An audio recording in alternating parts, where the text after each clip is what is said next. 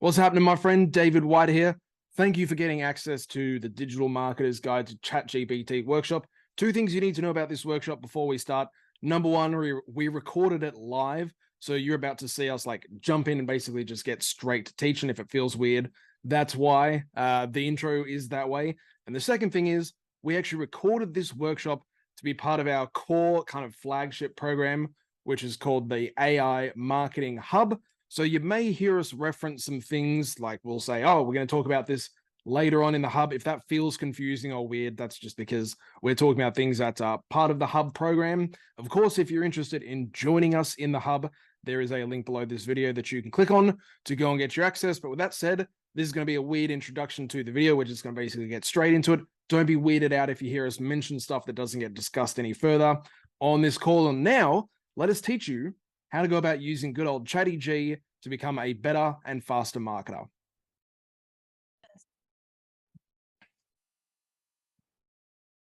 There we go. How about that? We're on.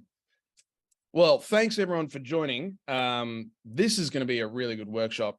So the premise of what we're going to be going through today is how do you learn how to become really good at ChatGPT? It's one thing for us to tell you like, oh, do this prompt, do that prompt, but that's kind of like leading a horse, or not leading a horse. What's the phrase? Like that's like giving you a fish rather than teaching you how to fish. So what Hernan and I are going to do today is we're actually going to record this class live for our flagship product, which is called the AI Marketing Hub. So this is probably going to sound a little bit weird because we might reference stuff that we're going to talk about later on in the hub, which you guys don't have access to just yet.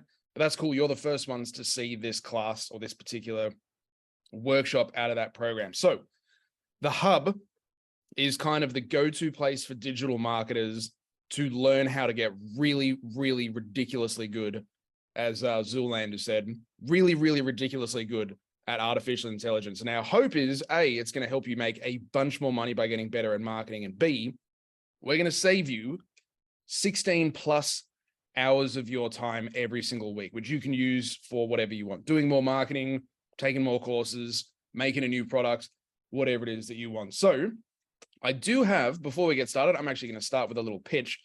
Hernan, I've actually put together a little 50% discount for everyone who wants to join the hub right now. So if I put this in the chat, is everyone see it? Yes, just put it to everyone. There we go. Just put it to the host and panelists. Yeah. If you, just copy it and paste. There you go. All right, cool. So we're about to teach a particular part of the hub right now. If you want to join us for the full program, there's a 50% discount waiting on that particular link. One thing that we are going to mention throughout this webinar is this idea of a mother prompt or a master prompt. We're actually going to talk about that later in the hub, but hang on until the end of today's workshop and we'll teach you guys what that thing is, because that's kind of everything that you need to, that's like the foundational tool for using ChatGPT the right way. I call it a mother prompt or a master prompt, depending on what day it is. My co-founder here calls it a mother prompt. So it's like the ultimate tool to using ChatGPT. Yes, for sure. And just to note, a mother prompt, the reason why I call it mother prompt is because it gives birth to the entire conversation with ChatGPT, right? So out of that mother prompt, all of the other prompts team out of it, you know. And I think I got it from I don't know, sourdough or a mother culture that you use to create a, you know, another culture like kefir or something like that. So that's where I got it from. So that sounds like the sort of hippie metaphor that you would go for. It is like 100% hippie metaphor, 1000%. So anyways, that's where it comes from. Yeah. All right. Should we start teaching this thing now? Let's do it. Yeah, we have Mark Brinker, Mark Marley, we have Paul in the house. If you guys want to say hi, that would be pretty cool. Other than that, let's get the show on the road. Let me see what I can do about sharing my screen here with you. Should be able to. Can you see my screen, sir? I can. Yeah, we're good. What happens if I do this? It goes full screen. Holy smokes, we're on. Yeah. Let's do it. All right, everyone. This is the Digital Marketer's Guide to ChatGPT. And we are about to teach you how to become a master of this tool. So let's kind of set the stage. Why ChatGPT and why is this important to marketers? So I don't know if anyone here knows Peter Diamandis. We rate him pretty highly. He's a ridiculously smart dude. He says that in the very near future, artificial intelligence is going to be like your co-pilot. And if you're not using it, you're like missing out to the point where he says, if you're a doctor and you're not using artificial intelligence and ChatGPT, that will actually be negligent. So if that's true for doctors, it's probably true for marketers as well. It will be negligent to not use ChatGPT. Now, we agree with Diamandis here, but we're going to go a step further. If he thinks that artificial intelligence is like your co-pilot, we kind of say artificial intelligence, if you're a surgeon, artificial intelligence is like your surgical team. So here is a surgeon with her team of randomly like all bearded men. So here's the deal with the surgeon. What she does really matters. Like if you get things wrong with marketing, a business goes nowhere. That's the same thing with surgery. It's a very nuanced, kind of detailed process that you have to get absolutely right. You know, the way that you sell outdoor furniture is very different to the way that you sell guitar lessons or like how to speak French online. You need to have a degree to do it properly. I did mention that at the start of this, didn't I? Like none of this is going to work for you if you don't have a degree. Right. No. Yeah. So anyway, a surgeon has a team, right? She has an anesthetist who does all that sort of stuff before the surgery so she can concentrate on the main thing. She has other surgeons who she can speak to. She's got people to help her hold wounds open and do all this extra stuff so she can just focus on the main thing, which is what do I need to do to save this person's life or rebuild their ruined knee or what have you. And that's kind of what ChatGPT is like for you. It helps you do this stuff and gives you second opinions so you can focus on turning a stranger into a very happy customer. Now, the benefits are twofold. Number one, it helps you get the most accurate or right answer because if you're making a mistake or if you miss something, there is another voice in the room who can help you kind of pick up on that. And then secondly, I'm going to move my Zoom always puts the controls in like the absolute worst place. Secondly, it's going to increase your efficiency by 40%, which will save you 16 hours a week. That's not our number. That's from PricewaterhouseCoopers. So we're going to take that as like true. This will save you 16 hours a week. So here's exactly how ChatGPT does that. The first thing is you go to ChatGPT and you start some kind of a conversation and you put in a prompt. Let's say the prompt is like, Mary had a little. And then what happens is you click enter, and that goes all the way over to Microsoft's Azure kind of like cloud server net, which is full of these neural networks. And this is kind of like a graphical representation of how a neural network works. And it looks at this and it says, it sees Mary had a little, and it goes into all this information that it's been trained on and this neural network of all these kind of skills that it's got. And then it comes up with this. Is my head in the way here, buddy, or am I good? We're good. We're good. All right, cool. We can see everything. You plug in something like Mary had a little, and this is what ChatGPT does. It kind of gets this wheel. It's like a wheel of fortune type thing. And it thinks about all the different things that it could say to kind of answer your prompt, for want of a better term. And it puts them all in like a different colored section of this wheel. So it might think Mary had a little lamb. Right, I'll put that on the blue kind of segment of this wheel and I'll give that a score.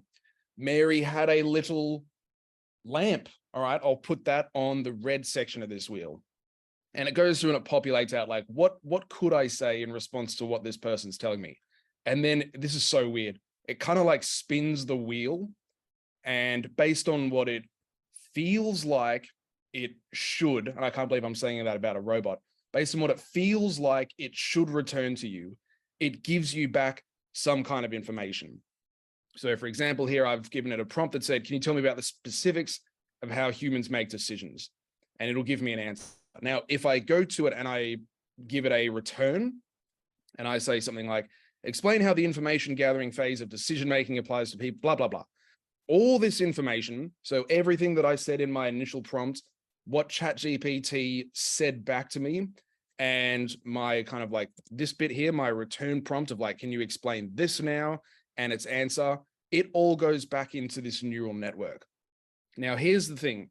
Your job as a person who's using ChatGPT is, give me back my mouse, to make sure that this wheel here gets populated with the information that you want to see on the wheel.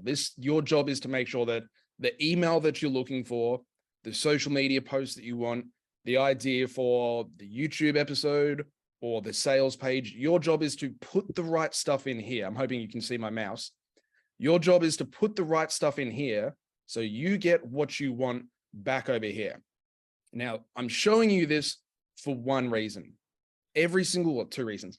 Every single time you start a new chat, this whole process starts again. So there is no kind of, people say you can train ChatGPT and you can make it smarter. You can't touch that neural network. It doesn't matter what you put in there. Like, it's just going to spit out stuff, and it's not going to change until ChatGPT until OpenAI spend the billions of dollars that they need to kind of update it to ChatGPT 4.5 or ChatGPT 5 or whatever's next. So every time you start a new chat, it's like a totally brand new universe. But the reason why I'm showing you this is because ChatGPT works the same way that your brain does. It cannot enter the middle of a thought process. So Mr. Vasquez and I here, we're reasonably good at marketing, at least. If you come to us and you say, write me a ad about my bakery, doesn't matter what we say in the ad, it's probably going to suck. If you went to the best advertiser of all time, David Ogilvy, and you said, write me an ad about my bakery, it doesn't really matter what he says. It's going to suck because you're entering the middle of a thought process there.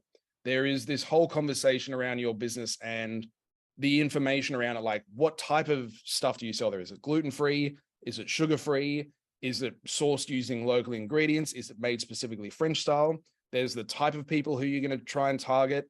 There's the location of your bakery. Like, is it in the center of Paris, or is it the only bakery in the middle of some rural town in like middle America? So ChatGPT needs context, damn it. The most important thing that you can do is give ChatGPT context. And the more context that you give it, the better the chance is that you're going to get the sort of stuff that you want appearing on those Wheel of Fortune segments that we just showed you a second ago. So sorry, David. I just wanted to chime in real quick on what you were saying. The other day, this was like a couple of weeks ago, I was having a conversation with Brian Kurtz from Titans Marketing. And then, I'm giving a lecture for his team and for his mastermind, I think in September or something like that. And he was, generous enough to send me his book, Over Deliver, right? An actual copy of the book, Over Deliver. And one of the things that he also sent me was a bunch of training that they did with the Titans Marketing best copywriters ever. So we're talking about people that have sold close to $50 billion worth of products, like with a B, right? There were like 4 or 5 copywriters. So we're talking about, pretty good stuff. And one of the things that they did, which was pretty amazing to me, is that, they had this guy that was writing for example, they had some Agora projects or projects from Agora, and this guy was writing about medical, right? Medical projects and medical products and whatnot. So whenever they had a medical product, they will reach out to him. But not only that, when somebody from their environment and their circle of influence will get sick, right? The first thing that he will do is he will call Brian. And Brian will reach out to his copywriters and will reach out to these medical expert copywriting. And this medical expert copywriting will put together a bunch of resources and a bunch of options for this person that got sick about XYZ. The reason why they were able to do that and create a resource, even when the writer, the copywriter, wasn't a medical doctor, right? And it was all disclaimers like these are resources and whatnot. It's because of the amount of context that they had and the amount of research that they've done on these topics. We're talking about years upon years upon years of research to come out with the copy that they will then sell $50 billion worth of $29, $30, $40, $100 worth of products. So I think that, as much as if you want to become good of a marketer or as a copywriter, you want to become good at something, you want to add context, you want to research the subject, it's not just for us. As much as we need to do it, ChatGPT also does it because it resembles how the human brain works. I just wanted to add an anecdote to kind of reinforce this point right here, David. So yeah, it is the same as a human brain. It cannot enter the middle of a conversation. But the cool thing is that kind of neural net that I showed you a minute ago, there is more information in there than you could ever possibly imagine. Like, that's trained on content that's been put on YouTube, forums of people chatting about, like how to redecorate my apartment, or what's the best way to make a croissant at home, or why won't my kids eat vegetables, or how do you write a good ad? It's trained on just about everything. So ChatGPT and artificial intelligence in general is literally like your surgical team. Like, if you need to do surgery on a femur, ChatGPT knows how. If you need to do a, like splenectomy, whatever the hell that is, ChatGPT knows how to do it. If you give it the right context and you kind of get all these pretend surgical team people in the room and you say, all right, we got a 14-year-old girl, her spleen just blew up. We got to get this thing out as fast as possible. Does anyone have any different ideas than me about how we should do it? Let's all get to work. And you and your team will be able to do that faster and better than if you just tried to do it specifically by yourself. Holy smokes, the future is exciting. All right, so I'm going to hand over to you, Mr. Vasquez, and you can teach the next section. Yeah, for sure. And then I'll ask you to do the slide thing. All right. I'll ask you to move on to the different slides and whatnot. Does that make sense? Could you do that for me real quick? Yes. I can do that. All right, cool. All right, perfect. Cool. So we're going to be talking and we're going to be touching base on many, many things.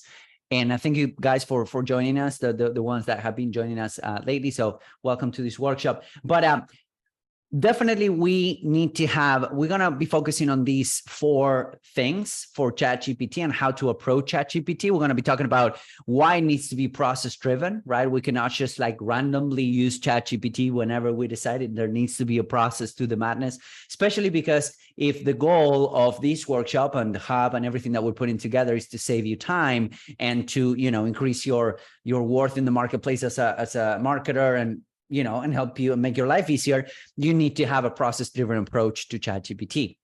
And one of the things that I really like about doing this, and one of the things that I really respect from David, is that we've been using ChatGPT for a decent amount of time now so that we can go out there and teach it. And because we've developed processes, right, for our internal usage.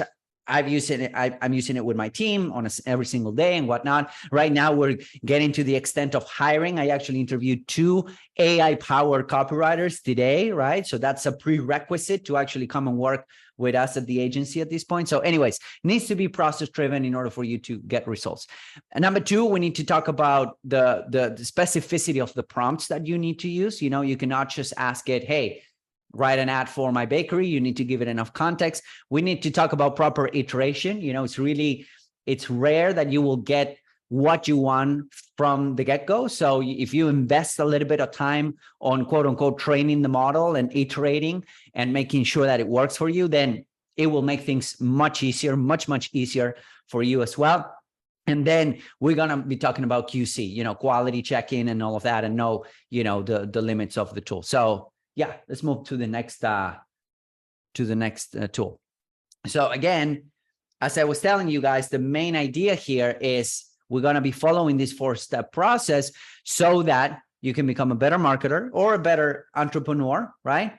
And you can increase your efficiency in 40%, which would mean a time saving of 16 to 20 hours per week. Now, what do you do with those extra 16 to 20 hours per week? That's something that we're going to be talking about as well today and in the hub. So, all right, cool. So here's what we do in a nutshell as marketers, right? I know that it might sound that we do a million different things, but if we think about it, we do 4 things. Yeah, we do these 6 things, but when it comes to the things that ChatGPT can help us with, it can help us with 60 to 80% of what we do.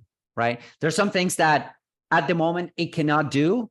And we've been having this discussion with David, you know, back and forth. We have a YouTube channel and a show that we do every week. It's called That AI Marketing Show. And there we talk about the implications of what ChatGPT or AI can do and cannot do. One of the things that, you know, we came up to the conclusion with is that it cannot do a couple things, nor it should do those things for you, right? But if we think about that, 60 to 80% of the work that we do every day as marketers can be done with a tool like ChatGPT, then we should be using it. So we do 4 things. Okay. Number 1, we generate an asset. So we write a blog post, we create a lead magnet, we create an acquisition funnel, a campaign, whatever that is, from scratch, from the contents in our head. We went out and we go out and we create these different assets, either for ourselves or for our clients.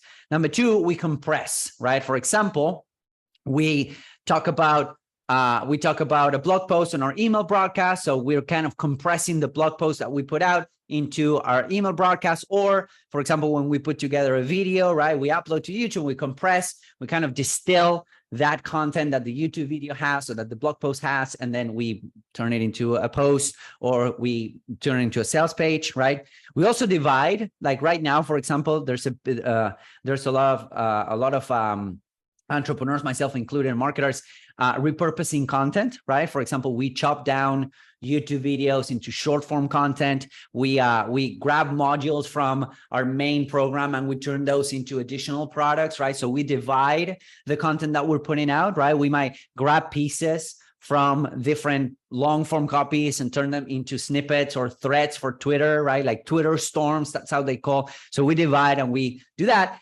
And we also create assets that enhance or improve what we already have going on, right? We might create a graphic for a blog post. We might create a series of, what I like to do is to turn, for example, some snippets of my video and turn them into a carousel for Instagram. So those are the things that we do that also that allows us to create assets and improve, you know, because different people consume content in different ways. So generate an asset, that's what we do. We generate from scratch. We compress that asset to create new assets. We divide those assets to create new assets, and we create assets to enhance those assets that we put together. Those are the 4 things that ChatGPT can help us with, and AI in general can help us with. And then we also analyze the data, right? From everything that we have going on, we analyze the data through dashboards and whatnot, and then we strategize based on the data that we have. Those are the things that should be done by us, all right? So can we move forward? We can. All right, cool. So the question for you right now is, if you can sit down for a second, like open, you know, a notepad or You have a napkin, scribble on the back of a napkin. if you have a napkin, you know, and a pen or a pad or something like that, I would like you guys, or we would like you guys to actually sit down and think about this. Think about these 4 main categories of things that you do. Right? When it comes to generate in your day-to-day as a marketer, as an entrepreneur, what do you do? Right? For example, on this case, it would be write blogs. One of the things that I like to do every single day is what I personally call HLA, or high-level activities. Those high-level activities are those activities that allow me to get better at something, but also they move the needle for my business, right? So, for example, creating a script for a YouTube video or even recording a YouTube video is something that it's part of my weekly HLAs, right?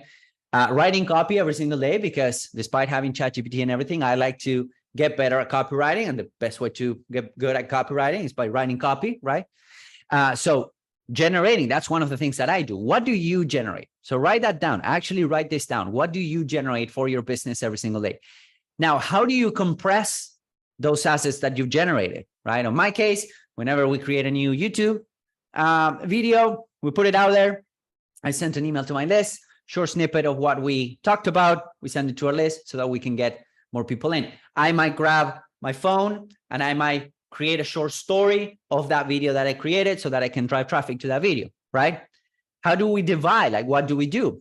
We are using some AI tools, like we're using, I would say we're halfway through the process of going all in on AI for shorts, right? Because we have some manual powered processes, and we have some AI powered processes and tools and whatnot. So we grab videos and we repurpose them for social, right? Or we actually creating tweet storms from this YouTube video, right? It all stems out from the same asset. And then we also divide, like, for example, we turn these pieces of content or these workshops that will go into the main library of the AI Hub into, front-end products or into like acquisition funnels that we can run ads to. And then we also create. So sit down and actually write down, what do you do every single day? Because whether it is generating, compressing, dividing, or creating, ChatGPT can help you with, or AI can help you with.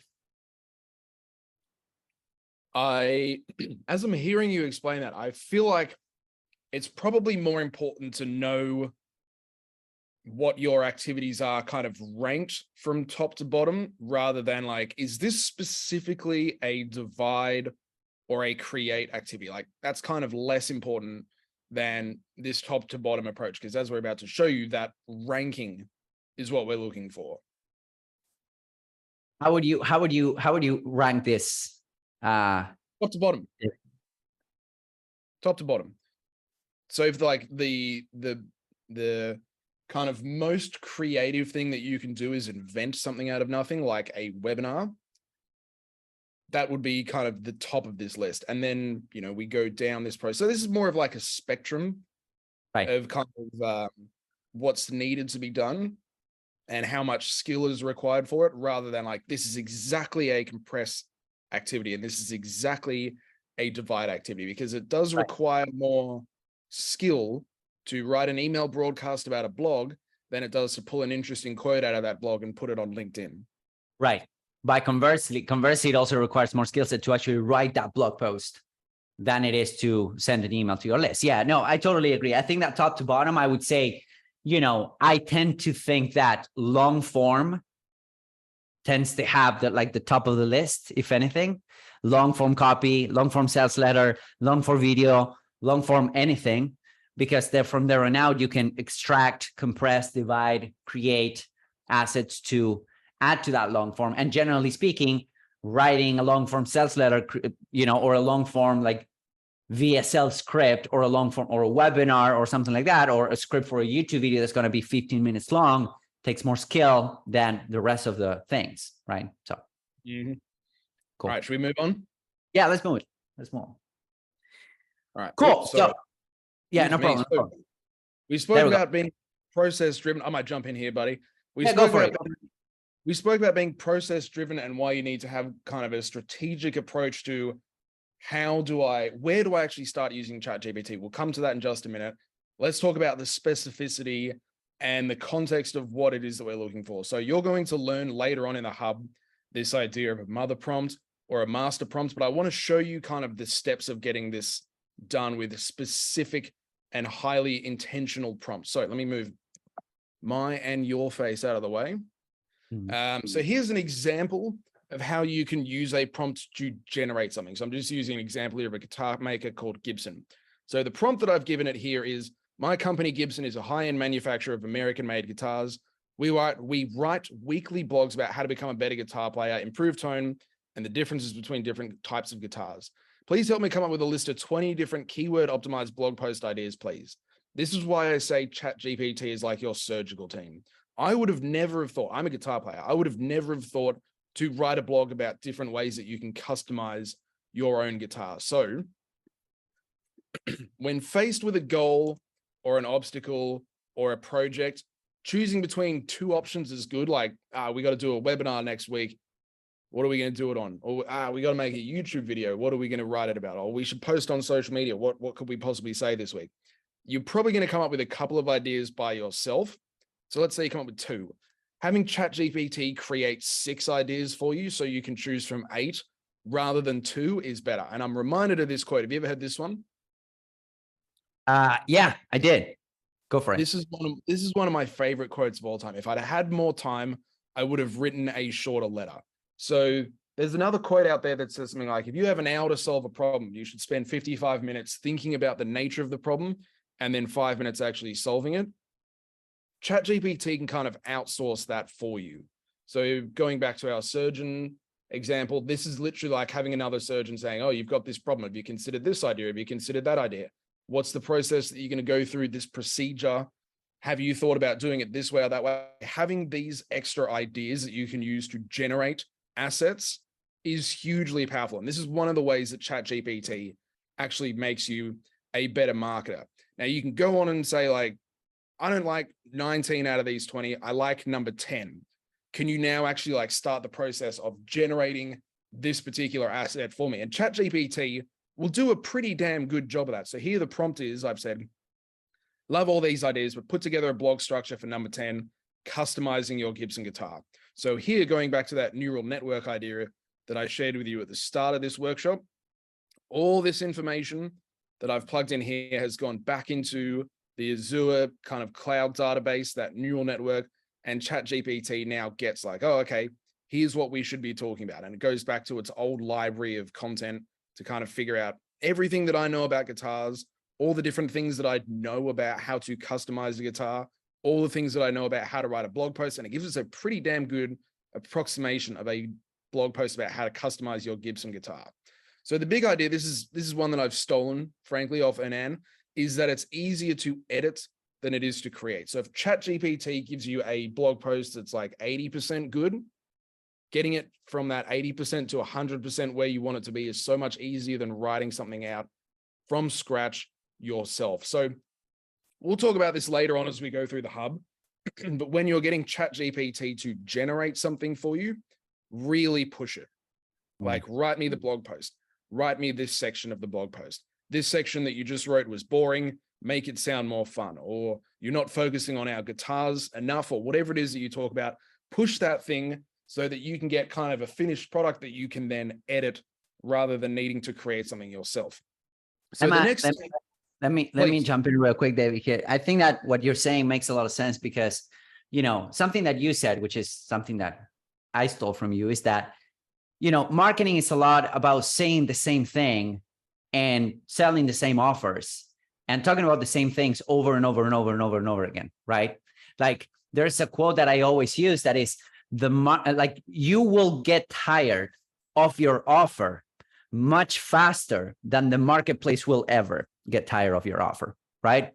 And the reason behind it, and we as entrepreneurs, and it happened to me and it happened to a lot of people that I know, is that we tend to hop from offer to offer or from business model to business model and whatnot. And the reason behind it is because we get tired of saying the same things over and over again. And then we think that people are not paying attention. The reality is that people, you haven't even like, you know, start to get into the realms of people awareness for them to be aware of your offer. So the point is that by using the prompts and by using ChatGPT iterations, it can actually infuse new life into all of the marketing material that you're putting out, right? Like, for example, that Gibson example, it's like, wow, now I'm excited to talk about this. Now I'm excited to write about this. Now I'm excited to make a YouTube video about this because the reality is that I haven't thought about this before, right? And it's talking about the same thing. It's saying the same thing over and over and over again from different angles, different hooks, different ideas, different ways of approaching this type of things. And then I think that what I used to do when I didn't understand really how ChatGPT worked is I would ask ChatGPT something with a, half-baked prompt. It will give me a really bad, or really basic copy, but it was all my fault because I didn't know how to use the tool. And then I would grab that copy, that piece of copy that it gave me, and I would edit it, boom, boom, boom, boom, and I would spend time editing, and then I will post it, right? Now the approach is a little bit different, which comes with proper iteration, is you want to invest time into making the tool edit for you, right? So as David said, make this, rewrite this paragraph, make it more interesting, make this, I would like you to use this tone of voice or that tone of voice. All of that time that you could be editing yourself, that would be cool. But the reality is that the more you spend time and the more you invest in the tool, the less time you have to spend editing. In fact, today I recorded a live class for another module that we're putting together in the hub, which is our AI ads machine, right? And I realized that we went through on module 1, we went through all about training ChatGPT. We used our mother prompt and we came up with really good copy. I just went back to that chat and I asked it a couple of times, and boom, lo and behold, we had good copy. You know, it needed a little bit of editing, but I didn't need to retrain the whole thing. If I had to edit every time, or if I have to heavily edit all the time that it comes out from ChatGPT, it means that I'm not training the model enough so that it can get me to 85%, maybe 90%. And of course, 10% remaining, I'll still need to go in and edit. But I just wanted to say that. So it's that idea that marketing is just saying the same thing over and over and over again is so important, because you don't know how long it's going to take someone to convert. So Gibson, for example, don't know when someone in their audience has been like thinking about their guitar for years and saving up and finally has enough money to buy one. They don't know when someone goes and sees a Foo Fighter concert and they see Dave Grohl playing a Gibson and they're like, I just want to have one. You have an ad agency. You have no idea how long it's going to take for someone to have a really crappy, you know, like Black Friday sale. And they're like, you know what? We just can't, we're not good enough at doing this ourselves, or until their ad person quits, or until the agency that they're currently using instead of yours shits the bed and does something really dumb or like annoys the business owner. And they're like, right, you guys are out. So that whole idea of saying the same thing over and over and over again, but just coming up with different ways to say it, that is marketing. mm-hmm. Yeah, not the most exciting part of marketing, but ChatGPT makes that so much easier. So let's talk about iterating. You as a content creator or a marketer, you generate some kind of asset, or you're using ChatGPT to maybe like looking at an email sequence that you've got, like, how can we make this better or what have you? Here are some of the ways that you can kind of compress what it is that you've got and iterate the things that ChatGPT is creating. So let's say here we go to ChatGPT and we say, we want to write an email to our database about this blog post that you just helped me write. We usually write 400 to 600 words per email. We like to lead our emails with a really punchy hook for our opening line, and our conversational style is very laid back and casual. Can you please provide me an email for this draft? Now, ChatGPT is going to give me something. This prompt took me like 10 seconds to write. Let's say I don't like it. I don't like this because I don't know if you can see my mouse, but this "are you" question is like the biggest giveaway of robot writing of all time. So if you ever see that, please don't use that, because that kind of sucks. And let's say if I look at this and I'm like, all right, I'm trying to compress an asset here. I don't like what ChatGPT's given me. Just treat it as if you would treat a kind of intern who works for you. Be kind, but say, look, that opening line that you've suggested feels a little cliche and weak. But what you said about first strumming a chord, where was that? It was somewhere in here. Maybe I cut it out. But anyway, there was something that they said in that email about first strumming a chord and hearing exactly the type of tone you're looking for. I like that idea. Start the email there and not use the angle that you currently used. So ChatGPT goes on to edit or iterate its email, and it says, imagine strumming a chord and hearing the exact tone that you've always dreamed of. Every note resonating with the essence of your musical soul. That's a bit much for me, but here's the coolness of ChatGPT. And this goes back to what I said earlier about if I had more time, I'd have written a shorter letter. Read this line. At Gibson, we know that your guitar is more than just an instrument. It's an extension of who you are. Your guitar, when you play guitar, is actually part of you. That's something that I would have never thought to write myself. I don't think anyone's ever really, well, I don't know, but that is the sort of thing that if you push ChatGPT and it spits out something like that, you might look at that and go, I love that. And that iterative process of saying, this was weak, or optimize this email so it gets more clicks, or make these paragraphs that you've got here much shorter. That process is how you get ChatGPT. Going back to the example of the Wheel of Fortune wheels, that's why I brought that up to you. If you can get it to cut out all the kind of wheel segments that say, are you blank? Or all the wheel segments that have really long, boring paragraphs, or all the wheel segments that talk about, you know, like the features of different things that you can put on your guitar to customize it, then you're getting closer to the output that you actually want. Now, finally, when it comes to the divide phase, this is actually pretty easy. You can say, what would be 10 useful, interesting, motivational, or inspiring ideas that we could take from this to post on Instagram, Facebook, or Tickety Talks to encourage our list to click over to our website and read this blog. Now, there's some stuff here that I would have never thought of. My head's in the way again, but asking people to like share photos of their own modified guitars, I would have never thought of that. Same thing with getting an interactive poll. Are you too scared to put new pickups on your Gibson guitar or something like that? So there's obviously a lot more to this kind of divide phase, which we're going to talk about through the hub, but this is some of the ways that you can do things. Now, moving on here, the last thing that I want to touch on really quickly when it comes to creating assets that support other assets, like creating infographics that support blog posts, ChatGPT can do that for you as well. It's actually made a really long prompt here, or a really long output for me when I asked it, create 5 ways to modify your guitar infographic for the Gibson ES series, the Gibson Les Paul, and the Gibson SG.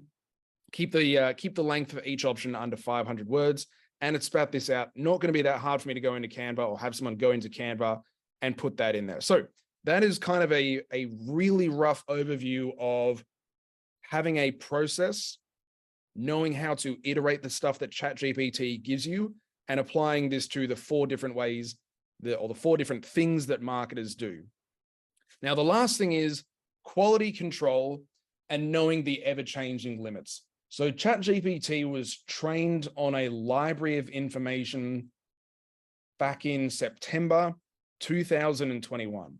So it doesn't have any knowledge of information that was provided or that has been created after that. There are ways around this, of course, we'll show you later on in the hub, but it's not the best thing that you can use for a news angle post or, like anything that's kind of happening in current affairs.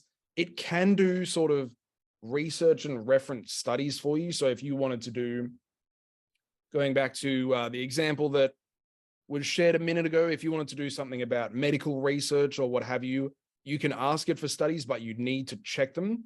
And then finally, the limit of ChatGPT is that it has kind of, what would be the best way to say this? This sort of like standard operating procedure around marketing. We've seen already how it likes to start writing copy with, are you tired of X? Are you trying to do blank? And it'll use sort of, I would call them fluffy buzzwords like skyrocket or unleash your blank or something like that. So it's just doing what it thinks is like the generic marketing kind of speak, which doesn't actually work that well there. And it thinks this because there are a lot of really bad marketers out there. So just know that until you prompt it to speak in a particular manner that you want, it's going to revert back to that. Are you tired of, paying too much tax? Are you trying to do X? Like, it's going to become really clear over the coming months who's using ChatGPT in a bad way and who's using it in a good way. So let's revisit this because I'm going to actually give you guys an exercise in a second. Marketers generate assets, they compress assets, they divide assets, and they create assets that support and enhance other assets. You can't use ChatGPT to analyze data and to strategize because you just can't give it enough context around, here's what we're trying to do with our business. Here's what we're doing differently this month compared to last month. Here's all the numbers and stats from our Facebook and our landing page metrics and our email broadcast, like analytics and our shopping cart. It's just too much. So for the moment, focus on these top 4. But here's specifically what I want you to do. Use this framework-based approach to your marketing and get ChatGPT. Treat it like a surgical nurse. It can't do everything for you. It shouldn't do everything for you, but it will help you work better and faster. So this is the tool that I want you to fill out. We had you a moment ago scribble on the back of a napkin. What are all the things that you actually do over the course of an average week as a marketer, and how do they kind of rank on that spectrum from generate to compress to create to divide? Now, I feel like I might have stolen this from Frank Kern. Does this look like the kind of thing that Frank Kern would have taught? Maybe. I mean, he talks a lot about, he talks about the money spectrum. He talks about, activities that don't make you money versus activity that makes you money. I think that we all need to have some sort of self-awareness, of knowledge, of idea of what makes you money versus what doesn't make you money, right? So that's why, I revert back to my HLAs, for example, my high-level activities, which are the ones that bring, home the bacon, I would say. So So those are the ones that I focus on. And I know that if I focus on those things, then it's a good day, you know? So if I go through the things that definitely makes more money from the definitely doesn't make more money or make money at all, I would be, you know, on a good spot. Only if I take care of those things, then it will be a good day. If I can only, because, you know, my thought is like, if I can only work 2 hours a day, what would I do? Or an hour a day, what would I do? You know? So those are the things that I do first thing in the morning. And if I cannot do anything else, then it was a good day. So. So the money spectrum, so I did steal it. The money spectrum idea is basically this. You have a horizontal line and it's cut in half. On the left is all the things that you do or have to do over the course of an average week that will never make you money. So that might be stuff like filling out your timesheet, going to team meetings. Like customers aren't going to pay you to fill out your timesheet or to go to team meetings. You're not going to get paid for doing customer support or for going onto YouTube and uploading a video or what have you. And these are kind of ranked from the left side, which is like busy work, to the right side, which is urgent or important, but definitely doesn't make you more money. Now, the right half of this grid is stuff that you do that definitely does make you money. And it's ranked from on the left, like, it'll make us a bit of money if we do this well, all the way to the right, which is like, if we do this perfectly, we'll make a bunch of money. So things that might be not really high dollar generating activities, but they can help you make money, might be something like split testing I've got content admin written down here. That might be like split testing a thumbnail or a headline for a YouTube video. Syndicating content might be that whole idea of getting a YouTube video, pulling clips out of it, sticking it on social media. Now that is not as important or as valuable as actually writing the content itself. Now that may not be as important as optimizing landing pages or building campaigns. And what I've got here underneath all these things, this is just an example, is like, how much time am I spending on an average week doing this kind of stuff? And for the things that definitely make money, I've got them categorized as generate, compress, create, or divide. So for you as a marketer, and if you're a business owner, this is a really effective tool to do with your team. Get them to write out their money spectrum for you and look at this and say, where am I spending the most time generating assets? This is where I would start using ChatGPT. And once you kind of are dialed in with, all right, cool. I used to spend 12 hours a week writing blogs for our website with ChatGPT. Now I'm down, or without ChatGPT, now I'm down to 6 with ChatGPT. Go to the next place that's highest up on this little kind of spectrum here, where you spend the next most amount of time. Now, the next thing would be compress. So we would say, start using ChatGPT here to syndicate your content after you've started using it to write content and to build campaigns and what have you. And then you kind of work your way down from there. Where are you spending the most time? At the top of this little generate, compress, create, divide spectrum. That's the most powerful and effective place for you to start using ChatGPT. Does that make sense when I explain it like that? Just makes sense to me. How about for you guys? Does that make sense? Karen, Mark, Paul, Robin? Is it ringing bells? Feel free to share.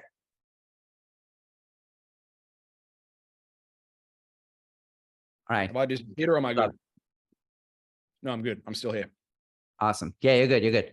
We're not seeing your screen though, if you want to keep a sharing. Perfect. So that, in a nutshell, is the digital marketer's guide to ChatGPT.